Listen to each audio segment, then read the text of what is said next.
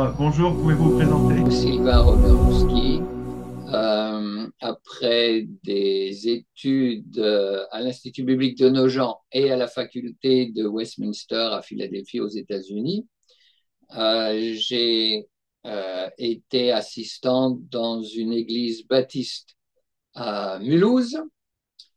Après cela, j'ai travaillé pour les éditions Sator, euh, essentiellement à la traduction de la Bible du Semeur, et j'ai aussi rédigé un certain nombre d'articles qui ont par la suite paru dans le Grand Dictionnaire de la Bible. Euh, En parallèle, j'ai donné des cours à l'Institut biblique de Nogent et j'ai été finalement embauché comme professeur à l'Institut biblique de Nogent et j'y ai exercé jusqu'à ma prise de retraite il y a 1 an et demi. J'ai aussi été chargé de cours à la faculté de théologie de Vaux-sur-Seine. Et alors maintenant que je suis à la retraite, eh bien, je donne encore quelques cours à l'Institut biblique de Nogent. Le livre de Daniel a-t-il été écrit au 5e ou au 2e siècle avant notre ère? En quoi est-ce important? Alors, le livre de Daniel se présente comme ayant été rédigé par Daniel, qui a vécu dans l'Empire babylonien, après avoir été déporté, donc de 605 à 539, et même ensuite un peu au début de l'Empire perse, qui s'est érigé sur les ruines de l'Empire babylonien. Et donc, si l'on retient la présentation que le livre donne de lui-même, le livre a été rédigé au 5e siècle. Mais pour diverses raisons, les spécialistes qui adoptent une position critique par rapport à la Bible considèrent que ce livre aurait été écrit au 2e siècle, ou en tout cas qu'il aurait atteint sa forme finale au 2e siècle. Une certaine partie ont été rédigées un peu avant, au 3e siècle, par exemple. Et donc, il aurait atteint sa forme finale en 165 ou 164 avant Jésus-Christ, à l'époque de Antiochus Épiphane, des persécutions contre les Juifs et de la révolte des Maccabées contre le pouvoir d'Antiochus Épiphane. Si je le disais, si l'on suit la manière dont le livre se présente, il a été écrit au 5e siècle. D'ailleurs, le livre se présente tout à fait comme un récit historiographique en mentionnant des rois qui ont réellement existé et en donnant des dates. Si les critiques placent le livre au 2e siècle avant notre ère, enfin sa rédaction, c'est parce que, d'une part, on trouve le récit de plusieurs miracles dans le livre, et ces critiques pensent que ça n'est pas possible, que les miracles n'existent pas, et donc que ces récits sont légendaires. Ils croient aussi déceler un certain nombre d'erreurs historiques dans le livre, et puis le livre contient ce qui se présente comme des prédictions d'événements qui ont eu lieu plus tard, donc, notamment au chapitre 2, au chapitre 7, où on a la vision des 4 empires, et au chapitre 11, où là, on a des prédictions plus ou moins détaillées sur l'histoire qui devait suivre la période de Daniel jusqu'au règne d'Antiochus Épiphane. Et pour eux, il n'est pas possible que Dieu ait prédit à l'avance les événements.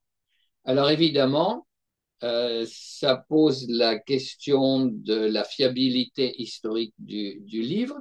Alors pour ce qui est des erreurs historiques que les critiques mettent en avant, on peut trouver des solutions, et même les découvertes archéologiques ont permis de résoudre certains problèmes. Par exemple, jusqu'au milieu du 19e siècle, on doutait de l'existence de Belshazzar, dont il est question au 5e siècle, et des découvertes, des inscriptions découvertes au milieu du 19e siècle ont attesté l'existence de ce Belshazzar. Alors, d'autres problèmes historiques soulevés par les critiques, en fait, trouvent des solutions, au moins des solutions plausibles. Après, si on nie la réalité des miracles ou la possibilité des prédictions, eh bien, ça veut dire qu'on a une conception de Dieu très différente de celle que livre la Bible et de celle que livre le livre de Daniel en particulier, puisque le livre de Daniel insiste sur le fait que Dieu est capable de prédire les événements à l'avance. Et alors, j'ajoute encore que certains qui se disent évangéliques ont adopté ces thèses critiques en considérant que le livre contient, c'est comme cela que Goldingay, dans son commentaire, a dit les choses, contient des quasi-prophéties. Alors, ce qu'il appelle des quasi-prophéties, ce sont en fait ce qui est présenté dans le livre comme des prédictions, mais qui a été écrit après les événements. Et donc, ce ne sont pas réellement des prédictions. Et alors, Goldingay pense qu'il s'agit d'un genre littéraire qui avait pour but d'enseigner que Dieu est souverain sur les événements de ce monde. Alors, je ne sais pas qui serait assez naïf ou manquerait suffisamment de bon sens pour tirer du fait que on présente comme des prédictions le récit d'événements qui se sont déjà produits, comme porteur de l'idée que Dieu est souverain sur les événements. On ne voit pas en quoi ça enseigne que Dieu est souverain sur les événements si on n'a pas affaire à de véritables prédictions.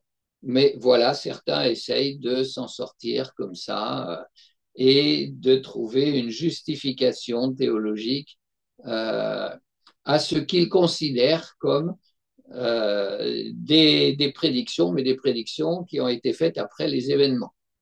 Et donc, qui sont en fait des récits d'événements passés. La structure de Daniel est-elle cyclique? En quoi cela doit-il orienter le lecteur? À l'intérieur du livre, on a une partie en araméen, donc les chapitres 2 à 7, et ces chapitres 2 à 7 présentent une structure régulière en chiasme, et puis l'ensemble du livre est composé en deux parties, et chacune de ces deux parties contient 5 sous-parties. Et alors, les sous-parties de ces deux parties sont en fait parallèles. C'est-à-dire, donc, la première partie, ce sont les chapitres 1 à 5. La deuxième partie, les chapitres 6 à 12. Alors, le premier chapitre est parallèle au chapitre 6. Le chapitre 2 est parallèle au chapitre 7, etc. Et le chapitre 5 est parallèle au chapitre 10 à 12 qui forment une unité, qui sont en fait une seule vision. Par contre, on a au chapitre 11 4 cycles d'éléments qui sont parallèles d'un cycle, enfin oui, entre les 4 cycles, les éléments sont parallèles et plus ou moins dans le même ordre. C'est pour ça qu'on peut parler de cycles d'événements qui se répètent. Voilà pour la structure. Alors, ce que l'on peut dire sur la raison du découpage du livre en deux parties parallèles, en fait, la première partie est consacrée à la période babylonienne et la deuxième partie est consacrée à la période qui démarre avec l'Empire perse et qui va jusqu'à la fin du monde. Et il y a un parallèle entre les deux parties. À chaque fois, il y a un début plus positif et puis les choses vont en s'empirant. Et alors, on remarque une intensification dans la deuxième partie, puisque là, le peuple de Dieu est persécuté de manière plus rude, plus sévère que que ce que l'on a dans la première partie. Donc, il y a une intensification du mal d'une partie sur l'autre. Comment pouvons-nous comparer les expériences et les réactions de Nabuchodonosor et de Balthazar face à l'humiliation? En fait, la comparaison, elle est présente dans le livre elle-même, puisqu'au chapitre 5, Daniel rappelle à Belshazzar l'attitude qu'a eue Nabuchodonosor dans des circonstances un peu semblables, et il met en contraste les dispositions de Nabuchodonosor et celles de Belshazzar. Alors en fait, on voit toute une évolution chez Nabuchodonosor. Au chapitre 2, il se rend compte que Dieu est capable d'interpréter, alors de révéler déjà le rêve qu'il a eu et de l'interpréter. Donc Dieu est capable de révéler des choses. Au chapitre 3, il est capable de faire échapper les trois compagnons de Daniel de la fournaise ardente et il assiste là à un miracle spectaculaire, extraordinaire. Et puis au chapitre 4, eh bien, il est victime d'une maladie, probablement une maladie mentale qui le fait se prendre pour un bœuf, et il est humilié parce parce que oui, il a fait preuve d'un accès d'orgueil.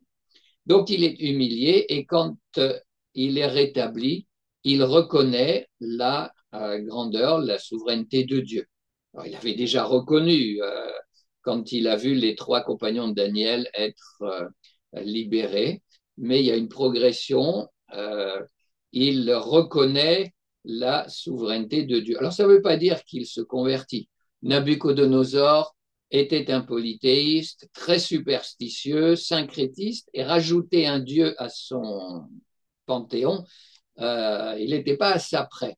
Mais il reconnaît quand même euh, que le Dieu de Daniel et le Dieu de Juda est un Dieu extraordinaire.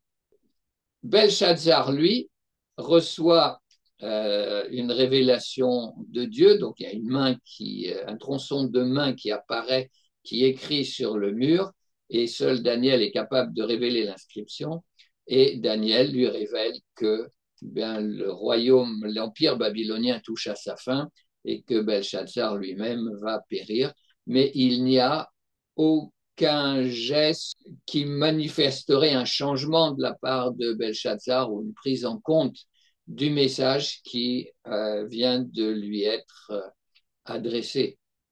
Et en fait, Belshazzar était en train de se livrer à une orgie en utilisant les ustensiles du culte du Seigneur, en glorifiant ses idoles, et on n'aperçoit aucun changement chez lui.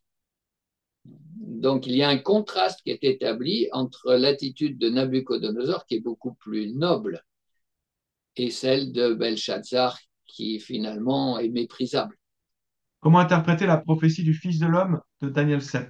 C'est un sujet débattu. Certains pensent que c'est un ange, d'autres pensent que c'est le peuple d'Israël, d'autres que c'est un individu et même le Messie. Et il y a de bonnes raisons de considérer qu'il s'agit d'un individu. Euh, Cet individu vient avec les nuées, nous dit le texte. Or, dans l'Ancien Testament, c'est toujours Yahvé qui vient sur ou avec les nuées. D'autre part, le personnage ressemble il ressemble à un homme, nous est-il dit, mais c'est là un trait commun avec la vision de la gloire du Seigneur qui est apparue à Ézéchiel au moment de sa vocation. Donc, on le voit au premier chapitre du livre d'Ézéchiel. On peut ajouter à cela que dans l'Apocalypse, au chapitre 1, on a la vision de Christ ressuscité et cette vision attribue à Christ autant des traits du vieillard très âgé qui apparaît avant le personnage semblable à un homme et des traits du personnage semblable à un homme. Et donc, il y a une certaine identification dans la vision d'Apocalypse 1 entre le vieillard très âgé et le personnage semblable à un homme. Et en même temps, le personnage semblable à un homme dans Daniel 7 est distinct du vieillard très âgé, qui représente évidemment Yahvé, puisqu'on a deux personnages là. Et la distinction est aussi marquée par le fait que le personnage semblable à un homme reçoit du vieillard très âgé la royauté.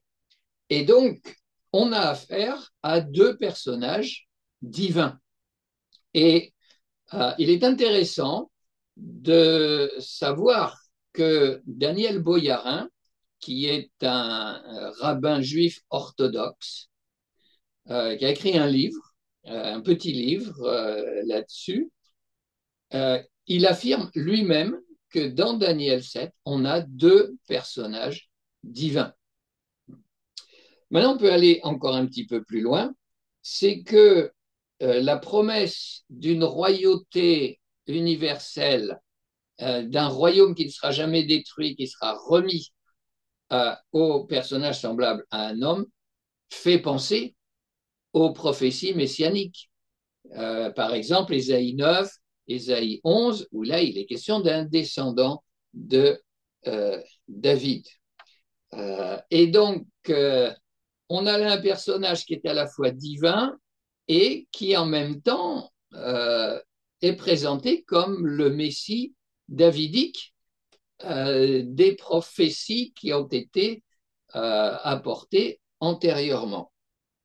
Et évidemment, dans le Nouveau Testament, eh bien, on a, je dirais, la clé de l'énigme. Jésus s'est présenté comme le Fils de l'homme. Alors, dans le livre de Daniel, il est question d'un personnage comme un fils d'homme. Un fils d'homme, ça veut dire un être humain. Donc, un personnage semblable à un homme. Mais Jésus, quand il se présente comme le Fils de l'homme, eh bien, en fait, il renvoie à ce personnage de Daniel. C'est pour ça qu'il y a l'article en plus. Jésus est en train de dire, je suis ce personnage, le Fils de l'homme dont il était question dans le livre de Daniel. Jésus qui est à la fois homme et Dieu. Quelle est l'espérance finale de Daniel selon le dernier chapitre? C'est la résurrection de tous les humains, les uns pour la vie éternelle et les autres pour la honte, l'opprobre éternel. Ésaïe annonce la résurrection quand même dans l'un ou l'autre passage qui sont assez clairs et annonce la victoire sur la mort. Mais c'est vrai que Daniel est très explicite et le texte de Daniel est repris par Jésus, oui, je crois que c'est Jésus dans l'évangile de Jean au chapitre 5. Alors, la dernière question, c'est comment pouvons-nous prier pour vous? Ben déjà, on peut prier pour que ce commentaire aide des gens dans nos églises qui pourraient être tentés par les thèses critiques, leur donne des éléments pour répondre aux thèses critiques, pour résister à la tentation d'adopter les thèses critiques. Et c'est important, c'est la nature de Dieu, comme j'ai dit tout à l'heure, qui est en cause, c'est la fiabilité du texte biblique. Donc ça, euh, c'est un sujet de prière que cet ouvrage contribue à cela, puis édifie aussi, parce que j'essaye de tirer des applications pratiques et des conséquences pratiques pour notre vie dans le monde d'aujourd'hui du livre de Daniel. Et puis un autre sujet de prière, eh bien, je suis en train de travailler sur le volume 2 de mes manuels sur les prophètes, donc qui portera sur Ésaïe. Le volume 1 est sorti en novembre l'année dernière. Et donc, prier pour que le Seigneur me donne de mener à bien cette tâche.